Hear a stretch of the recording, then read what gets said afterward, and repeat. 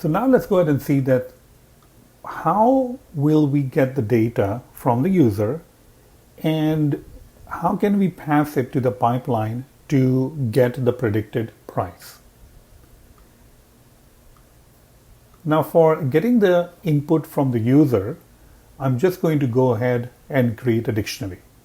And that dictionary will have all the keys and the values that we will collect from the user data.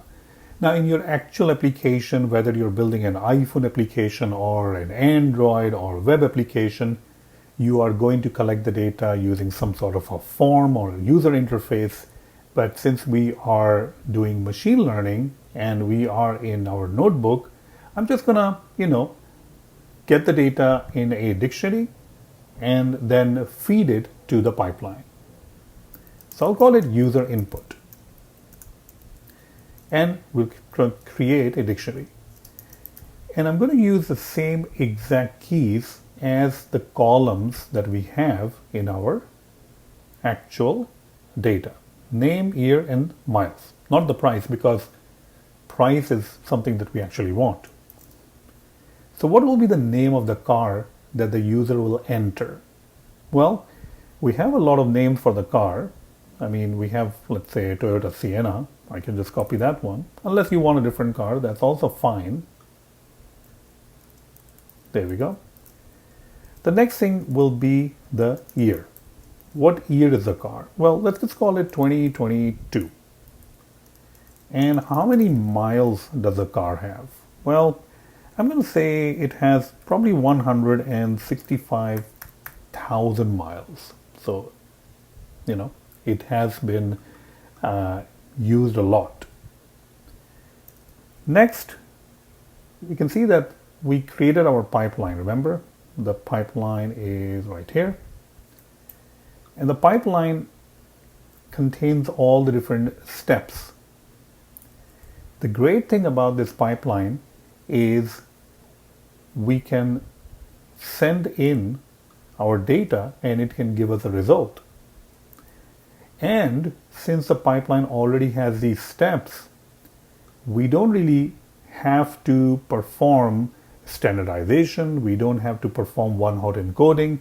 All of that will be handled by pipeline internally, which is awesome because I don't have to do any of that stuff. I don't have to calculate the mean and standard deviation, and I don't have to pass in, 300 columns for one-hot encoding where one of them is true or false. I will just pass the data as it is supposed to be. That's pretty nice. Pipeline.predict and user input. Now, if I just call this, you will see that the pipeline doesn't like it.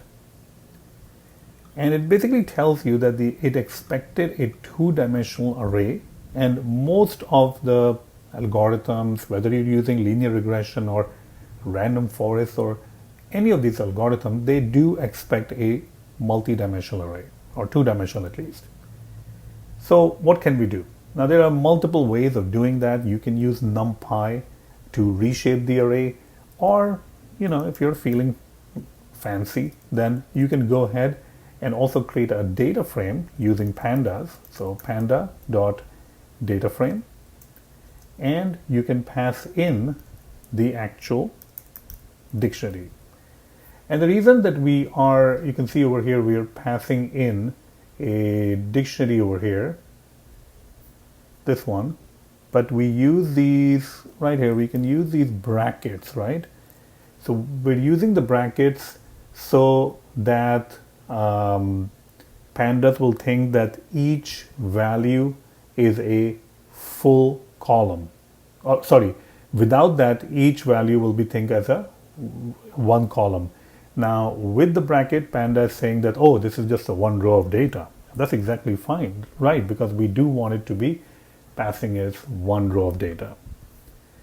Next, we're doing pipeline.predict, and we are passing in the actual data frame, which is user input, df. Let's run this.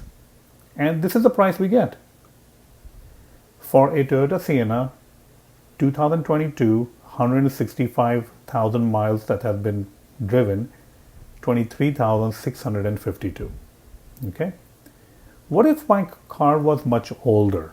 Does the year have anything to do with the actual price? Well, we can just change it. Let's go ahead and change it to 1992. Oh, wow, you actually owe money now because your car is too old, right? Okay, maybe 2013. Okay, so the price actually did drop. You can see this, right? What about 2022? All right, but it's not really driven that many miles. So maybe it's only driven like 40 miles. Okay, so the price actually did went up, probably even more than $10,000, right? What about if the car has driven a lot, like 560,000 miles? Oh, that means that you should probably give the car to the junkyard because it's going to cost probably around like, $5,500. So that car is actually in the negative. But that is how our algorithm is trained with these values, right? So we can definitely see that our algorithm is working.